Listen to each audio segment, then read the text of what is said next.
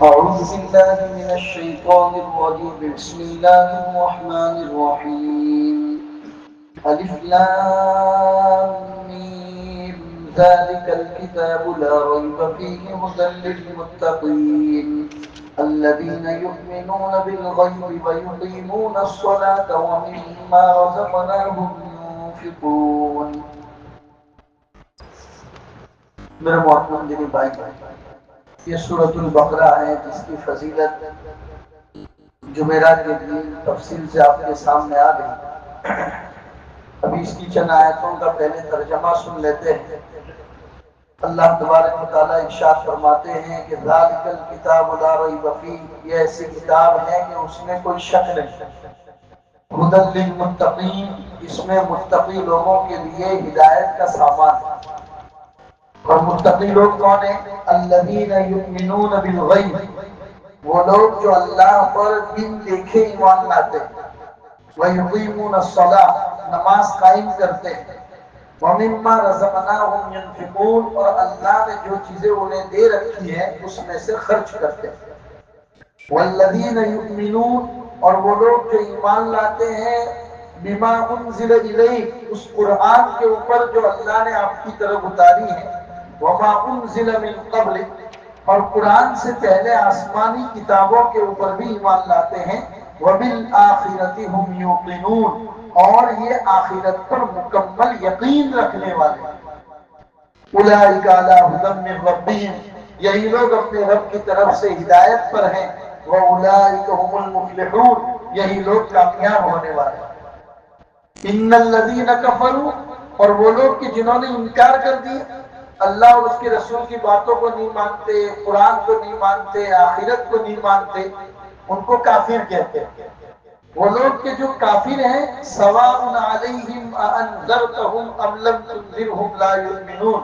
اے نبی، یہ لوگ ایمان لانے والے نہیں ہیں، یہ لوگ ایمان لانے والے نہیں ہیں، چاہے آپ انہیں خبردار کریں یا نہ کریں، ان کے لیے سب برابر. کیوں ایسا ہو گیا؟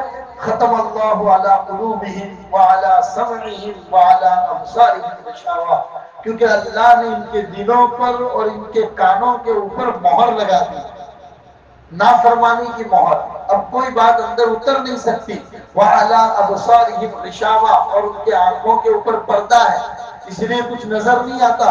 وَلَهُمْ عَذَابٌ عَظِيمٌ، اور ان کے لیے بڑے بڑے عذاب ہیں. یہاں پر سورہ بقرہ کا پہلا رکوع ختم ہوتا ہے. اس میں کئی ایسی اہم چیزیں اللہ تبارک و تعالیٰ نے ہم ایمان والوں کے لیے بیان کی. سب سے پہلے تو ہم یہ سمجھے کہ قرآن میں اللہ نے انسانوں کی 3 قسمیں بیان کی. ایک ہے ایمان والے، اور ایک ہے ایمان نہ لانے والے یعنی کہ کافر، اور تیسرے ہیں منافق، جو بظاہر آپ کے بیچ میں تو ایمان والے بن کر رہیں گے، لیکن آپ کے پیچھے یہ لوگ ایمان والے نہیں ہوں گے. ان کی تعداد نبی پاک صلی اللہ علیہ وسلم کے زمانے میں مدینہ المنورہ میں بہت پائی جاتی ہے. حضور کی مجلسوں میں آ کے بیٹھتے تھے، کہتے تھے ہم تو آپ پر ایمان لائے ہیں، لیکن اندر سے نعوذ باللہ کے اسلام کے دشمن ہوا کرتے تھے. تو ان 3 طرح کے انسان ہیں، مومن، کافر اور منافق. ہم یہاں پر پہلے مومن کا تذکرہ کرتے ہیں. اللہ تبارک و تعالیٰ نے ہم سب کو ایمان والوں سے یاد کیا. اللہ ہمارے ایمان کو قبول فرمائے، جب تک زندہ رہیں ایمان کے اوپر زندہ رہیں، اور جب دنیا سے جانے کا وقت آئے تو ہماری زبان پر کلمہ لا الہ الا اللہ جاری ہو اور ہمارا ایمان سلامت. میرے بھائیو، اگر ایمان سلامتی کے ساتھ لے گئے تو سب بیڑا پار، اور اگر ایمان میں کہیں نہ کہیں کمی رہ گئی تو پوری زندگی اگر آپ نے نیکیاں بھی کی ہیں تو وہ نیکیاں وہاں کوئی کام نہیں ہے. اس لیے ایمان کی سلامتی سب سے بڑی چیز ہے. نبی پاک صلی اللہ علیہ وسلم نے صحابہ کو جو دعائیں سکھائی، ان نے دعا سکھائی کہ دعا کرو کہ اللہ میرے ایمان کو سلامت رکھ. حالانکہ حضور کا زمانہ خیر القرون کا زمانہ تھا، بہترین زمانہ تھا. ہمارا زمانہ تو فتنہ فساد کا زمانہ ہے. میرے بھائی، ہر جگہ پر میرے اور آپ کی ایمان کو اچکنے کی کوششیں کی جا رہی ہیں. لہذا ایمان کی سلامتی کی دعا ہر وقت مانگنا چاہیے. بہرحال ایمان والے وہ بندے ہیں کہ جو غیب پر ایمان رکھتے ہیں، کیونکہ میں نے اور آپ نے اللہ کو نہیں دیکھا، میں نے اور آپ نے محمد رسول اللہ کو نہیں دیکھا، میں نے اور آپ نے قرآن کو اترتے نہیں دیکھا، پھر بھی ہم ان باتوں کے اوپر ایمان لاتے ہیں، اسی کو ایمان بالغیب کہتے ہیں۔ چنانچہ میں آپ کو قصہ سناؤں، نبی پاک صلی اللہ علیہ وسلم کے زمانے کے بعد حضرت عبداللہ ابن عمر رضی اللہ تعالیٰ خود قصہ بیان کرتے ہیں کہ ایک آدمی میرے پاس آیا مسجد نبوی میں اور آ کر مجھ سے پوچھنے لگا کہ اے عبداللہ بن عمر، کیا تم نے محمد الرسول اللہ کو دیکھا؟ تو کہا بالکل میں نے دیکھا۔ کیا تم نے محمد الرسول اللہ سے باتیں بھی کی؟ کہا بالکل محمد الرسول اللہ کے ساتھ میں نے باتیں کی۔ کیا تم نے محمد الرسول اللہ کے پیچھے نماز پڑھی؟ کہا میں نے محمد الرسول اللہ کے پیچھے نماز پڑھی۔ کیا تم نے محمد الرسول اللہ کے اوپر قرآن کو اترتے دیکھا؟ تو حضرت عبداللہ بن عمر کہتے ہیں بالکل میں نے دیکھا۔ تو وہ آدمی زارو قطار رونے لگا، روتے روتے بے ہوش ہو گئے۔ ہوش میں آنے کے بعد کہتا ہے کہ عبداللہ ابن عمر تم لوگ تو کامیاب ہو گئے، کیونکہ تم نے اپنی آنکھوں سے محمد کو دیکھا، قرآن کو اترتے دیکھا، محمد رسول اللہ کا زمانہ پایا، ہم لوگ تو محروم ہی محروم رہ گئے۔ تو عبداللہ ابن عمر کہتے ہیں کہ وہ بات تو صحیح ہے، لیکن میں تجھے ایک خوشخبری سناتا ہوں۔ خوشخبری یہ ہے کہ ایک مرتبہ ہم سب نے محمد رسول اللہ صلی اللہ علیہ وسلم سے پوچھا، اور حضرت ابو عبیدہ بن الجراح رضی اللہ تعالیٰ عنہ اس مجلس میں موجود تھے۔ یہ ان کے نام کا حوالہ اس لیے دیا کہ حضرت ابو عبیدہ محمد الرسول اللہ نے ان کو لقب دیا تھا کہ یہ میری امت کا سب سے بڑا امانت دار ہے، امین هذه الامہ، اس امت کا سب سے بڑا امانت دار تو ہے اگر کوئی تو ابو عبیدہ۔ حضرت عبداللہ بن عمر قصہ سنا رہے ہیں کہ ایک مرتبہ ہم نے اللہ کے رسول سے پوچھا، اور اس مجلس میں ابو عبیدہ بیٹھے ہوئے تھے۔ ہم نے کیا پوچھا؟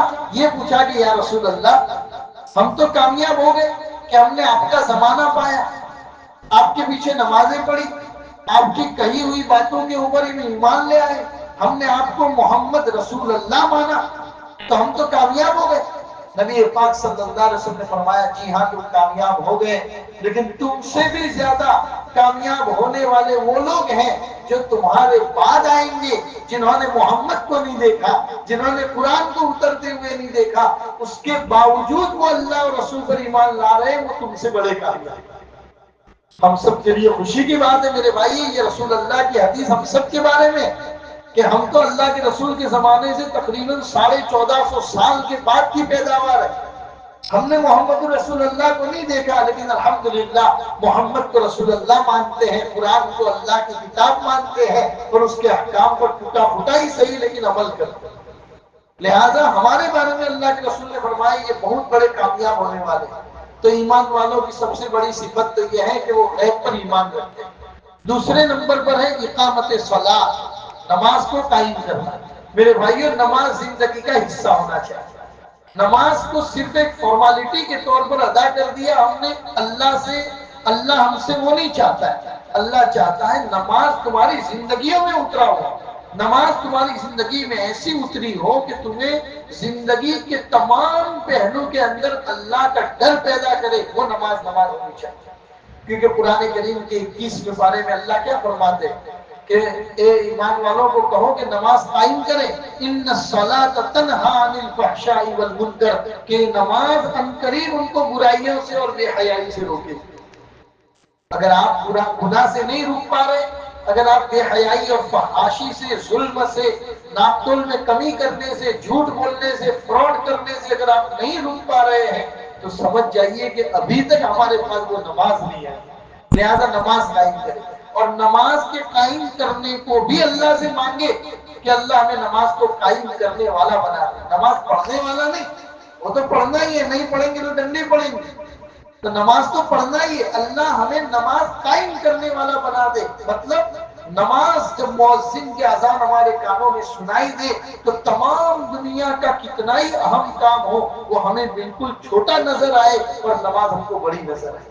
ایسی نماز اللہ تبارک و تعالیٰ سے اقامت صلاۃ کو مانگے، یہ ایمان والوں کی صفت ہے۔ تیسری صفت ایمان والوں کی بتاتے ہیں اللہ تبارک و تعالیٰ ادائے زکوٰۃ، زکوٰۃ کو ادا کرنا۔ یہ اتنا امپورٹنٹ ہے میرے بھائیوں کہ جہاں جہاں قرآن کریم میں اللہ نے نماز کا ذکر کیا اس کے ساتھ زکوٰۃ کا ذکر کیا. اگر پورے قرآن کا گہرائی کے ساتھ مطالعہ کیا جائے اور معلوم کیا جائے ان پوائنٹ کو جہاں نماز اور زکوٰۃ ہے تو وہ 700 جگہ ہے قرآن. 700 جگہ ایسی آتی ہیں جہاں اللہ کہیں نہ کہیں قرآن کا نماز کا اور زکوٰۃ کا ذکر کرتا ہے. اور زکوٰۃ کیا چیز ہے میرے بھائی؟ آپ کو اللہ تبارک و تعالیٰ نے مالدار بنایا. ہم سب کا ایمان اور یقین ہے اس بات کے اوپر کہ مال تو اللہ ہی ہم کو دیتا ہے. دکان کھولنا، گھر سے نکلنا، کاروبار کے لیے ہاتھ پیر مارنا، یہ تمام کے تمام اسباب ہیں، وجہ ہے، راستہ. کیونکہ گھر بیٹھے روزی نہیں ملے گی، آپ کو دکان کھولنی پڑے گی، گھر سے نکلنا پڑے گا، سب کچھ. لیکن اس روزی میں برکت ہوگی، نفع ہوگا، کامیابی ہوگی، یہ اللہ کی طرف سے. اسی مال میں سے سال میں ایک مرتبہ اللہ نے 2.5% آپ کے پاس مانگا. 40 روپیہ اگر آپ کے پاس ہے تو اللہ نے 1 روپیہ مانگا ہے آپ کے پاس. 100 روپیہ آپ کے پاس ہے تو اللہ نے 2.5 روپیہ آپ کے پاس مانگا ہے. آپ نے سوچے کہ 100 روپیوں میں سے اللہ میرے پاس سال میں ایک مرتبہ 2.5 روپیہ مانگ رہا ہے، اس کے باوجود میرے پاس 97 روپیہ 50 پیسہ تو ابھی بھی پڑا ہوا ہے. اور اس 2.5 روپیہ مانگ کر اللہ تبارک و تعالیٰ یہ وعدہ کرتا ہے کہ تمہاری جان اور تمہارے مال کی میں حفاظت کروں. پوری دنیا کی کوئی طاقت بھی اگر مل جائے تمہارے مال کو بگاڑ نہیں سکتی. اللہ کے وعدے کے ساتھ پروٹیکشن کی شکل کے اندر اللہ 2.5% مانگ رہا ہے زکوٰۃ. لہٰذا اس زکوٰۃ کے نظام کو صاف ستھرا کرنا چاہیے میرے بھائی. جس دن اپنے زکوٰۃ کے نظام کو صاف ستھرا کر دیں گے اس وقت تک ایمان والے نہیں. اب دنیا میں نئی نئی چیزیں آتی ہیں. پہلے تو چلو حضور کے زمانے میں تو سونا تھا، چاندی تھا اور کاروبار کا مال تھا. تیسری چوتھی کوئی آپشن تھا ہی نہیں، سونا، چاندی اور کاروبار کا مال. ہمارے زمانے کے اندر تو بہت ساری چیزیں ہیں. سونا ہے، چاندی ہے، کاروبار کا مال بھی ہے، اور اسی طریقے سے کئی شیئر وغیرہ، میوچل فنڈ ہے، اور نہ معلوم کیا کیا چیزیں ہیں. بہت ساری چیزیں ہیں کہ اس میں کیا کس حساب سے فکس ڈپوزٹ ہے وغیرہ وغیرہ، کس حساب سے زکوٰۃ وغیرہ نکالنی. تو اس کا ایک بہترین میسج پورا تیار کر کے میں نے دار ارقم کے گروپ کے اندر ڈال دیا. آپ لوگوں نے شاید اس کو پڑھا بھی ہوگا، اور جن لوگوں نے نہ پڑھا ہو تو اس کی کچھ کاپی نکال کر میں لے آیا ہوں. آپ تفسیر کے بعد ایک ایک کاپی لے جائیں، کچھ ہی کاپیاں ہیں، کچھ ساتھی لے جائیں، کچھ فوٹو کھینچ لیں اور اپنے پاس اس کو محفوظ کر لیں. سمجھنے کے اندر آپ کو زکوٰۃ کا معاملہ سمجھنے میں بڑی سہولت ہے. اللہ تبارک و تعالیٰ ہماری زکاتوں کو درست کر کے صحیح صحیح ہم سب کو زکاتیں نکالنے کی توفیق عطا فرمائے. یہ ایمان والوں کا کردار ہے. اور آگے چوتھے نمبر پر ہے آسمانی کتابوں پر ایمان لانا. جتنا ہم قرآن پر ایمان رکھتے ہیں اتنا ہمارا ایمان ہے کہ توریت جو اللہ نے حضرت موسیٰ پر اتاری تھی اس پر ہمارا ایمان. یہ بات الگ ہے کہ توریت ابھی اصل شکل میں موجود نہیں ہے، لوگوں نے اس کو بگاڑ دیا. لیکن توریت اللہ کی کتاب ہے، حضرت موسیٰ پر اتری تھی، اس پر ہمارا ایمان. انجیل اللہ کی کتاب ہے، حضرت عیسیٰ پر اتری تھی، اس پر ہمارا ایمان. زبور اللہ کی کتاب ہے، حضرت داؤد علیہ السلام پر اتری تھی، اس پر ہمارا ایمان. تو آسمانی کتابوں کے اوپر ایمان لانا. اور اس کے بعد 5ویں نمبر پر آتا ہے آخرت کو ماننا، آخرت کی تصدیق کرنا. یعنی آخرت کو ایسا ماننا کہ اس میں کوئی شک ہی نہ ہو. یہ ایمان کا تقاضا ہے. جو پہلا رکوع میں نے آپ کو پڑھا اس میں اللہ تبارک و تعالیٰ ہم سے انہی چیزوں کا مطالبہ کرتے ہیں. آگے ہم ان چیزوں کے بارے میں اگر دیکھیں تو دیکھیں اللہ نے پہلے نماز کی اہمیت کے بارے میں ہم سے کہا، پھر اللہ کے راستے میں خرچ کرنے کے بارے میں کہا. وَيُنْفِقُونَ، اللہ کے راستے میں خرچ کرنا ہے. ایک خرچ کرنا تو فرض ہے جو سال میں ایک مرتبہ آپ پر ضروری ہے، یعنی کہ زکوٰۃ. دوسرا اللہ کے راستے میں خرچ کرنا کون کون سا ہے تو میں 7 چیزیں آپ کو بتاتا ہوں. سب سے پہلے تو زکوٰۃ آپ کو بتاتا ہوں. دوسرا عید الفطر کے موقع پر جو ہم صدقہ فطر نکالتے ہیں، ہر ایک آدمی جو 1.25 کلو گیہوں کے قریب صدقہ فطر نکالتے ہیں وہ بھی اللہ کے راستے میں خرچ کرنا ہے. تیسرا مہمانوں کی ضیافت کرنا اور ضرورت مندوں کو قرض دینا. اگر آپ کے وہاں مہمان آتے ہیں آپ منہ نہیں بگاڑتے ہیں، دل خلوص کے ساتھ اور اخلاص کے ساتھ، دل جمعی کے ساتھ اگر مہمان کا اکرام کرتے ہیں، اس کو کھانا کھلاتے ہیں اپنی حیثیت اور طاقت کے مطابق، تو بھی اللہ کے راستے میں خرچ کرنے کے برابر ہے. ہاں، آپ کے گھر میں مہمان آ رہے ہیں، آپ کھلا رہے ہیں، نیت آپ ہی اگر درست ہے تو یہ جس طریقے سے آپ مسجد کی للہ پیٹی میں پیسہ ڈالتے ہیں، مہمان کو کھلانے کا بھی اتنا ہی بڑا ثواب ہے۔ اسی طریقے سے اگر کوئی آپ کو اللہ نے دیا ہے، کوئی قرض مند آپ کے دروازے پر آیا اور آپ کو ایسا ہے کہ پیسہ واپس کر بھی دے گا، تو ایسے آدمی کو قرض دینا چاہیے۔ یہ بات الگ ہے کہ آج کل میں لوگ قرض لینے کے لیے تو آتے ہیں تو بھیگی بجلی بن کے، اور جب ہم مانگنے کے لیے جاتے ہیں تو شیر بن جاتے ہیں۔ آپ ہی دیکھو، گھر چھوڑی نے جتا رہوانا چاہیے، الٹی الٹی باتیں سناتے ہیں، الٹا چور کوٹوال کو ڈانٹے والی بات بن جاتی ہے۔ بہرحال قرض دینا بھی اللہ کے راستے میں خرچ کرنے کا ثواب ہے۔ حالانکہ یہ قرض مہینے کے بعد آپ کے پاس واپس آ جائے گا، لیکن آپ اللہ کے راستے میں خرچ کیا، اس کا ثواب آپ کو ملے گا۔ اسی طریقے سے وقف، زمین وقف کر دی آپ نے مسجد کے اندر مدرسے کے لیے، یا اللہ کے راستے میں کوئی بھی چیز خرید کر اگر آپ نے وقف کر دی، قرآن خرید کر مسجد میں دے دیا، کہیں کنواں کھدوا دیا، کہیں پانی کی کمی تھی وہاں پر انتظام کروا دیا، جو بھی اگر آپ وقف وغیرہ کرتے ہیں، وقف کرنا بھی اللہ کے راستے میں خرچ کرنے کے برابر ہے۔ اور آگے ہے مصارف حج، حج کے راستے میں خرچ کرنا۔ آپ اپنے لیے حج کرنے کو جا رہے ہیں، آپ کے اوپر حج فرض ہو گیا ہے اور آپ حج کی تیاری کر رہے ہیں اور حج کے لیے پورا پیسہ خرچ کر رہے ہیں، حج کا ثواب تو ملے گا ہی ملے گا۔ حج کی جو فرضیت آپ کے ذمے تھی وہ اترے گی، لیکن یہ پورا جو خرچہ آپ حج کے راستے میں کر رہے ہیں، دوبارہ ثواب ملے گا اللہ کے راستے میں خرچ کرنے کا ثواب۔ اسی طریقے سے کسی کو حج کروا رہے ہیں، اللہ نے آپ کو کیپیبل بنایا ہے، آپ کسی اور کو حج کے اوپر بھیج رہے ہیں، یہ بھی اللہ کے راستے میں خرچ کرنے کے برابر ہے۔ اسی طریقے سے نبی پاک صلی اللہ علیہ وسلم کے زمانے میں جہاد ہوا کرتا تھا، مصارف جہاد، جہاد میں جو لوگ نکلتے تھے ان کے سامان کی تیاری میں، گھوڑوں کی تیاری میں، اور جو لوگ جہاد میں جا رہے ہیں ان کے تمام تیاری میں پیسہ جو خرچ کیا جاتا وہ بھی اللہ کے راستے میں خرچ ہے۔ اور اخیر میں ہے نفقات واجبہ، بیوی کا نفقہ آپ کے اوپر ضروری ہے، نابالغ بچوں کا نفقہ یعنی خرچہ، پاکٹ منی، اور بقیہ کھانے پینے کا خرچہ وہ آپ کے اوپر ضروری ہے، ان کو نفقات واجبہ کہا جاتا ہے۔ حالانکہ یہ آپ کے اوپر ضروری ہے، بیوی لائے ہو تو خرچہ کرنا پڑے گا، بچے پیدا کیے تو خرچہ کرنا پڑے گا، آپ کے اوپر ضروری ہے، آپ ذمہ داری ادا کر رہے ہیں، پھر بھی اللہ کے راستے میں خرچ کرنے کا آپ کو ثواب ملے گا۔ اسی طریقے سے محارم، آپ کے وہ رشتہ دار کی جن کی ذمہ داری آپ کے اوپر بنتی ہے، ان کے اوپر بھی اگر آپ خرچ کر رہے ہیں، ذمہ داری تو ادا ہوگی، اللہ کے راستے میں خرچ کرنے کا ثواب بھی آپ کو ملے گا۔ بہرحال یہ وہ باتیں ہیں جس کے اوپر ہم سب کو عمل کرنے کی ضرورت ہے، اور ایمان ہم سے انہی چیزوں کا تقاضا کرتا ہے۔ آگے فرمایا ختم اللہ علی قلوبہم وعلی سمعہم، اللہ نے ان کے دلوں پر مہر لگا دی، ان کے آنکھوں پر مہر لگا دی، کانوں پر مہر لگا دی کہ وہ دین کی بات نہیں سنتے۔ میرے بھائی، اللہ جب ناراض ہوتا ہے نا تو اس کے ناراض کی شکلیں بہت الگ الگ ہوتی ہیں۔ اللہ ڈائریکٹ زلزلہ نہیں لا دیتا، اللہ ڈائریکٹ ٹرین کا ایکسیڈنٹ نہیں کروا دیتا کہ تمہیں وقت پر مار ڈالے یا زلزلہ لا دے اور تم کو زمین کے اندر اتار دے۔ اللہ کی ناراضگی کی ابتدا اس بات سے ہوتی ہے کہ اللہ عبادت کی توفیق چھین لیتے۔ میرے اس سینٹینس پر غور کیجئے گا، اس جملے پر غور کیجئے گا، اللہ سب سے پہلے عبادت کی توفیق آپ سے چھین لیتا ہے، یہ اللہ کی سب سے بڑی ناراضگی۔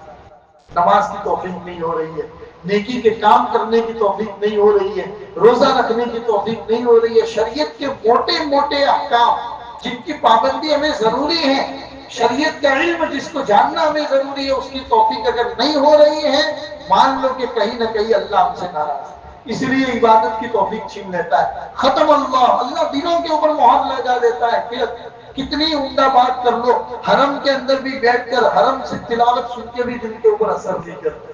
اللہ ایسی محرومی سے ہم سب کی حفاظت فرمائے، ہماری اولاد اور ہماری نسلوں کی حفاظت فرمائے۔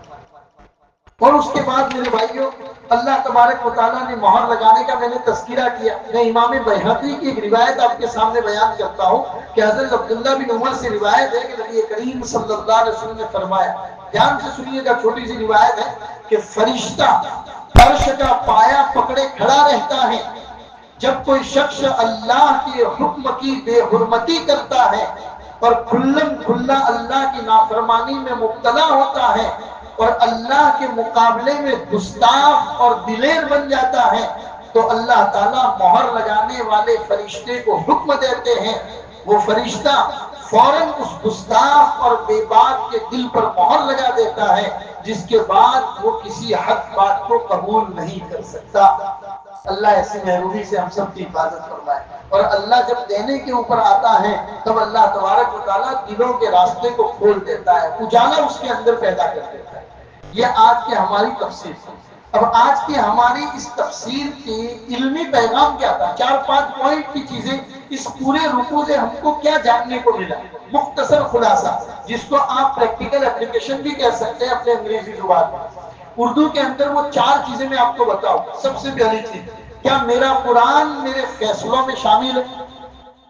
میں قرآن پڑھتا ہوں، قرآن کی تفسیر سنتا ہوں، تو کیا یہ مزید تک ہے کہ کاروبار میں بھی میرا قرآن ہے؟ میرے بیوی بچوں کے ساتھ گھر کے معاملات میں بھی قرآن ہے کہ نہیں؟ میری وراثت کے معاملے میں بھی قرآن ہے کہ نہیں؟ میں باپ ہوں تو اولاد کے ساتھ سلوک میں قرآن میری زندگی میں ہے کہ نہیں؟ میں کسی کا بیٹا ہوں تو باپ کے ساتھ سلوک کرنے میں میری زندگی میں قرآن ہے کہ نہیں؟ یہ مجھے اور آپ کو، ہم سب کو تھوڑی دیر کے لیے اپنے گریبان میں جھانک کر اپنے آپ کو ٹٹولنے کی ضرورت ہے۔ نمبر 2، کیا نماز میری زندگی کی بنیاد ہے کہ نہیں؟ یا صرف فارمالٹی، آ گئے اذان ہو گئی نماز پڑھی اور چلے گئے، پتہ نہیں کیا کیا کیا نہیں، صرف فارمالٹی ہے یا میری زندگی میں نماز شامل ہے کہ نہیں؟ اللہ سے زندگی میں نماز شامل ہونے کی دعا کیجیے۔ تیسرے نمبر پر ہے، کیا میرا مال اللہ کے راستے میں جا رہا ہے کہ نہیں جا رہا؟ مال تو الحمدللہ میں خوب کما رہا ہوں، میرا مال میری دکان میں، کاروبار میں مال میرا بڑھتا جا رہا ہے، لیکن سکے کا دوسرا پہلو یہ بھی سامنے ہونا چاہیے کہ میں چلو زکات بھی نکالتا ہوں اور سرکاری ٹیکسز جتنے بھی ہے، جی ایس ٹی وغیرہ سب بھر رہا ہوں، میں اپنی آخرت کے لیے اللہ کے راستے میں میری طاقت کے مطابق کچھ دے رہا ہوں کہ نہیں دے رہا ہوں؟ میری طاقت 2 روپے کی ہے، میری طاقت 5 روپے کی ہے، میں اتنا دے رہا ہوں کہ نہیں دے رہا ہوں؟ اس کے لیے بھی اپنے آپ کو ٹٹولنے کی ضرورت ہے۔ اور آخری چیز، کیا میں آخرت کو واقعی مانتا ہوں کہ نہیں مانتا، یا صرف ماننے کا دعویٰ کرتا ہوں کہ ہم تو مانتے ہیں کہ ایک دن مرنا ہے بس، لیکن کیا اس کو خالی دعویٰ کرتا ہوں زبان سے، یا اپنی پریکٹیکلی شکل میں، عملی شکل میں میں اس آخرت کو مانتا ہوں کہ نہیں مانتا؟ کیونکہ جسے آخرت کا یقین ہو وہ گناہ سے ڈرتا ہے اور نیکی کی طرف دوڑتا ہے۔ اب ہمیں دیکھنا ہے میں گناہ سے ڈر رہا ہوں کہ نیکی کی طرف دوڑ رہا ہوں۔ اللہ تبارک و تعالیٰ ان پوائنٹس کو بالکل اہمیت کے ساتھ سمجھنے کی اور اس پر عمل کرنے کی توفیق عطا فرمائے۔ وصلی اللہ علی النبی الکریم وعلی آلہ واصحابہ اجمعین برحمتک یا